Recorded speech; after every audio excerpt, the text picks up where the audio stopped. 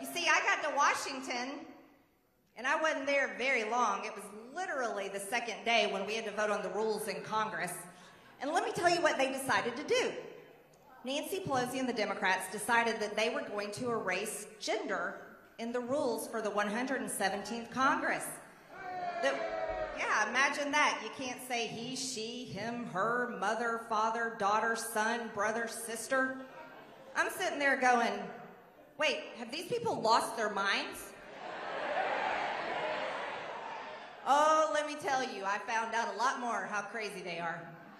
And they call me crazy, which is really funny.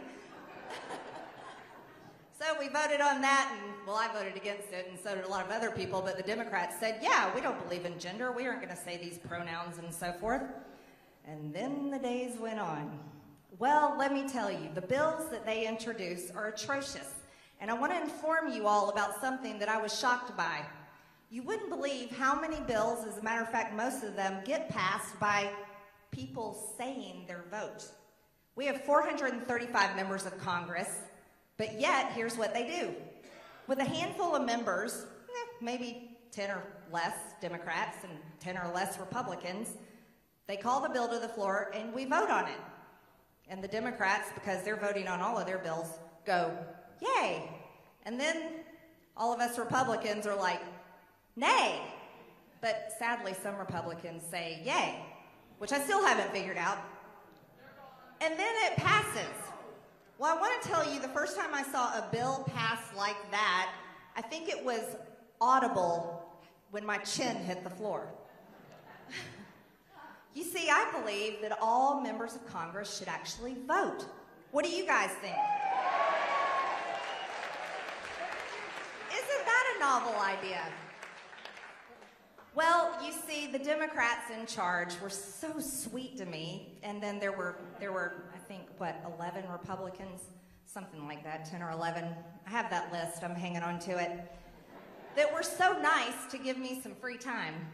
And they decided to kick me off committees over a few things that they didn't like on Facebook some years back. And so it was pretty interesting. They said they didn't want me on committees, and I was like, oh, thank God, because the Democrats are running the committees and they don't listen to Republicans anyways. And I'm the kind of person, I'm a business owner, I've accomplished a lot, I've been a competitive athlete, and I like to compete and I hate to lose.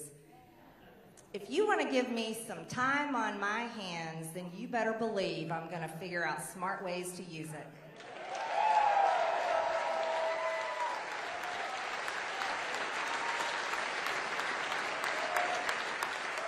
So, I got with some people, some smart people, and I learned a little bit about floor procedure and floor action and how all this stuff works there in the chamber.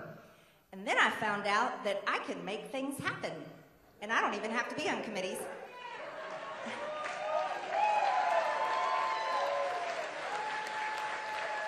And I found out I can force every member of Congress to vote on bills that are brought to the floor. Because you want to know, right? And I don't think this is a Republican issue or a Democrat issue. This is an American people issue. Everyone deserves to know how their member of Congress votes. So I started calling, Madam Speaker, I'd like the yays and nays.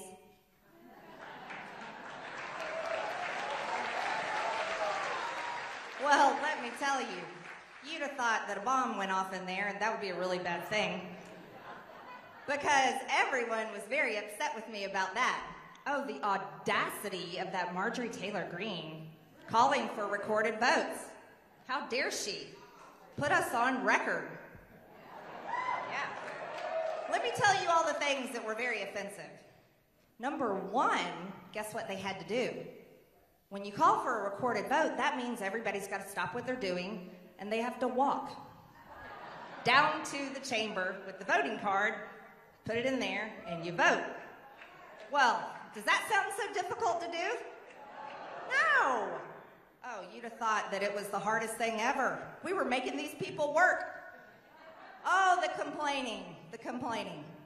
Well, the Democrats were very upset because it was messing up the schedule. because they're trying to ram through all the socialist bills they possibly can.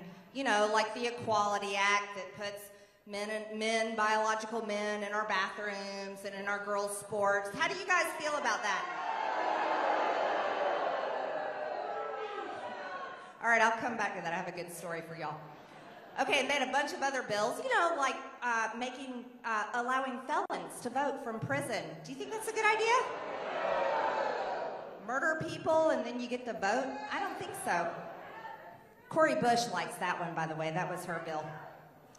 So here's what we did. So I started calling for these recorded votes, and Democrats were, you know, really upset because it was messing up the schedule and it was taking a lot of time, and everybody had to stop what they're doing. They had to stop their lunches and stop their fundraising calls and get up from their nap and all kinds of things and come down and vote. Well, it wasn't just the Democrats that were upset with me. It was the Republicans also. Yeah. Well, guess what? As a matter of fact, I got chewed out quite a few times, and it wasn't by Democrats because they don't talk to me. It was by Republicans. Yeah. Do you want to know what they said? Marjorie, you don't want to do this, Marjorie. I said, why? Why not? Well, you're going to put people on record.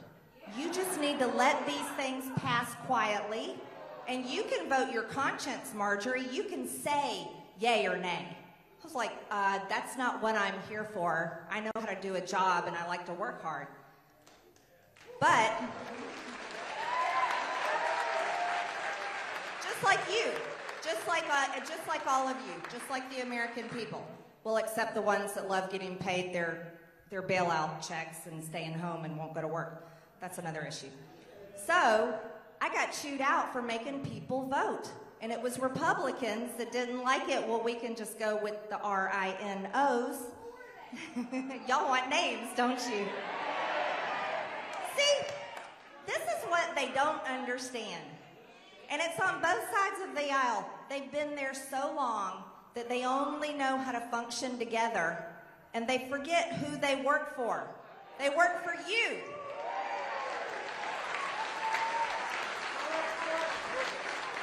Well, let me tell you, once we started putting them on record and calling for recorded votes, and I started getting help from my friends in the House Freedom Caucus, by the way, and I started getting help from people like Matt Gaetz, and we started calling for recorded votes.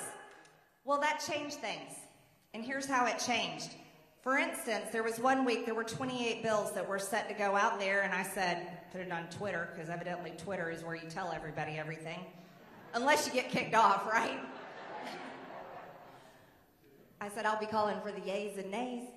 And then all of a sudden, magically, boy, that list got dropped down. There was only 5 bills that came through that week.